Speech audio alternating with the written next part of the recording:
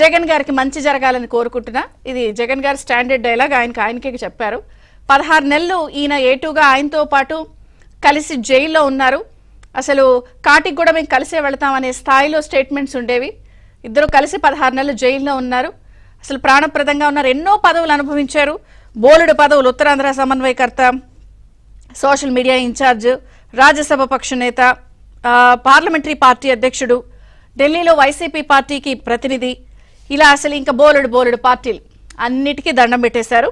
అలాగే ఇంకా చెప్పాలంటే టీడీపీతో రాజకీయంగా విభేదించా, చంద్రబాబు గారి కుటుంబంతో వ్యక్తిగతంగా నాకు విభేదాలు లేవు. ఏ చంద్రబాబు గారితో అయితే అసలు హీనాతిహీనంగా ఆయన కుటుంబాన్ని, సభ్యుల్ని, కులాన్ని, కుటుంబ సభ్యుల్ని, వారి తల్లిదండ్రుల్ని ఏ స్థాయిలో విమర్శించారో అందరూ చూస్తున్నారు. ట్వీట్లు పెట్టిన ఆయన ట్వీట్లు చాలా అప్పట్లో అందరూ అనేవారు ఏంటి ఇంత జుగుప్సాకరంగా పెడుతున్నారని. మరి ఆయనతో, చంద్రబాబు గారి కుటుంబంతో నాకు వ్యక్తిగతంగా విభేదాలు లేవు. అసలు ఇంకా అద్భుతం ఏంటంటే పవన్ కళ్యాణ్ గారితో నాకు చిరకాల స్నేహం ఉందని చెప్పారు. మరి అదేమిటో చూడాలి. అలాగే నా భవిష్యత్తు వ్యవసాయం అంట. మరి ఆయన వ్యవసాయం చేస్తారు, మరి ఏ పంటలు పండిస్తారు, ఆయన పొలంలో ఏం పండుతాయి అనేది కూడా ఆంధ్రప్రదేశ్ యావత్తు ప్రజలు కూడా ఆయన చేసే వ్యవసాయం ఏంటి అనేది ఆతృతగా ఎదురు చూస్తున్నారు. సుదీర్ఘ రాజకీయ ప్రయాణంలో ఆదరించిన నా రాష్ట్ర ప్రజలకి, మిత్రులకి, సహచరులకి, పార్టీ కార్యకర్తలకి, ప్రతి ఒక్కరికి హృదయపూర్వక కృతజ్ఞతలు అంటూనే అద్భుతమైన ట్విస్ట్ ఏంటంటే 9 సంవత్సరాలు ఆయన్ని ప్రోత్సహించి కొండంత బలోధైర్యాన్ని అందించిన ప్రధాని మోదీ గారికి, హోంమంత్రి అమిత్ షా గారికి అంట 9 సంవత్సరాలు. అంటే 9 సంవత్సరాలు అంటే మరి ఒక టర్ము టీడీపీ టర్ము, మొన్న టర్మ్ అది.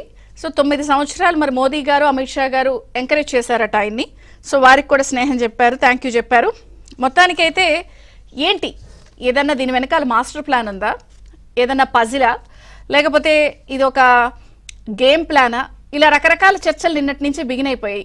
అంటే కొంతమంది ఏమో కావాలని పంపిస్తున్నారని, లేదు ఈడీ కేసులు తరుముతున్నాయి, కాకినాడ పోర్టు వ్యవహారం చూస్తున్నారు కదా అని ఒక అంశం, లేదు అప్రూవర్గా మారిపోవచ్చు అని ఇంకొక అంశం, లేదు ఇదంతా కూడా కావాలనే ఒక గేమ్ ప్లాన్ నడుస్తుందని ఒక అంశం, అంటే పజిల్ అని కొంతమంది, ఏమో చెప్పలేం, ఇలా రకరకాలుగా నడుస్తోంది. అసలు ఎందుకు ఇంత నమ్మిన బంటుగా ఉన్నటువంటి వ్యక్తి రాజీనామా చేశారు? నిజంగానే ఎందుకు గ్యాప్ వచ్చింది? ఈ పరిణామాలు దారితీయడానికి కారణం ఏంటి? ఈ రాజీనామా వెనుకున్న సీక్రెట్స్ ఏంటి? మరి వైసీపీ పార్టీ A2 కెప్టెన్ ఒకడే మిగిలారు, మొత్తం ప్లేయర్లు అందరూ అవుట్ అయిపోయారు కాబట్టి నిజంగా కేల్కత్తం దుకాణం బందేనా? పార్టీ అయిపోయిందా పుష్ప? ఇలా రకరకాలుగా చర్చ జరుగుతున్న నేపథ్యంలో ఈ రాజీనామా వెనుకున్న సీక్రెట్స్ ఏంటి అన్ని చర్చిద్దాం. చిన్న విరామం తర్వాత ఈ అంశాలన్నిటి